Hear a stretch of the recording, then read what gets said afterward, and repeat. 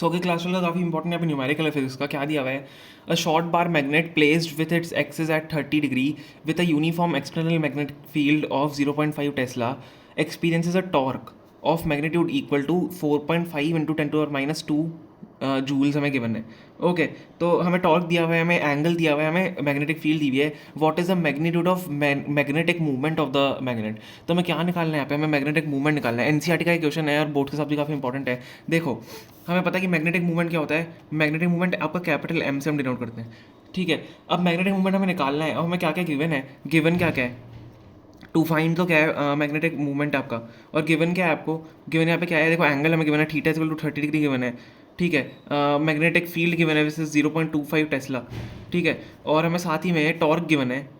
ठीक है, टॉर्क है हमारा 4.5 इंटू 10⁻² जूल्स. ओके, तो ये सारी चीज़ें हमें गिवन है. अब देखो यहाँ पे मेरे को क्या क्या दिख रहा है, मैं किससे निकाल सकता हूँ.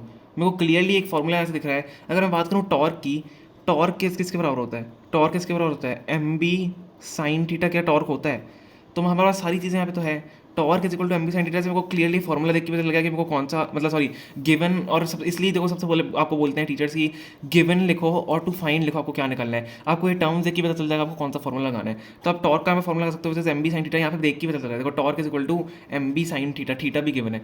तो अब हम यहाँ पे लगा देंगे फॉर्मूला.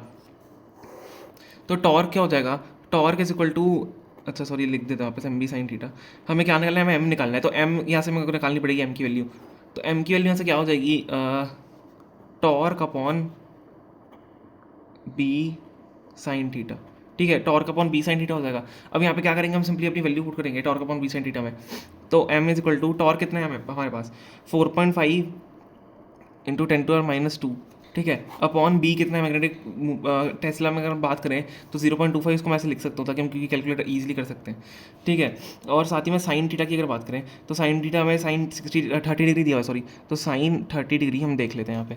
ठीक है, तो देखो काफ़ी ईजी कैलकुलेशन है. M is equal to 4.5 divide by 0.25 जब करोगे तो 0.25 इंटू अगर आप 18 करते हो तो आपका 4.5 आ जाता है. तो 18 ऊपर कट जाएगा, 18 इंटू 10.2.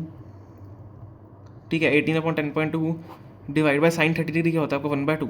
साइन 30 डिग्री क्या होता है 1/2 होता है. तो ये ऊपर जाएगा 2 यहाँ से, यहाँ पे देख लो अब इसको. तो m इज इक्वल टू, जब यहाँ से 2 ऊपर गया क्योंकि 2 डिनोमिनेटर 1/2 है, तो 2 ऊपर जाएगा 36 हो जाएगा. 36 इंटू 10⁻² हो जाएगा.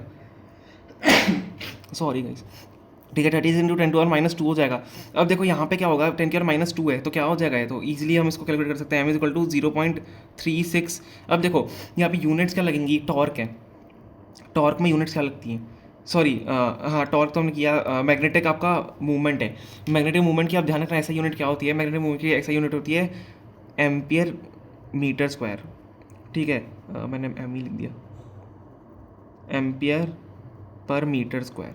तो ये होती है मैग्नेटिक मूवमेंट की ऐसा यूनिट, तो आपको ध्यान रखनी है एम्पियर मीटर स्क्वायर होती है, एम्पियर पर मीटर स्क्वायर नहीं होगा. ठीक है, तो मैं वहाँ पे लिखता हूँ एम इज इक्वल टू कितना हो जाएगा 0.36 एम्पियर मीटर स्क्वायर. तो यही आपका इसका यहाँ पे फाइनल आंसर हो जाएगा. बस ये यूनिट ध्यान रखनी है, इसके हाफ मार्क्स क्योंकि हमेशा कट जाते हैं. ओके, तो यही आपका इसका आंसर होगा. बस आपको टॉर्क वाले फॉर्मूला लगाना था और यहाँ से आपको अपना आंसर निकालना था. Okay, thank you so much for watching.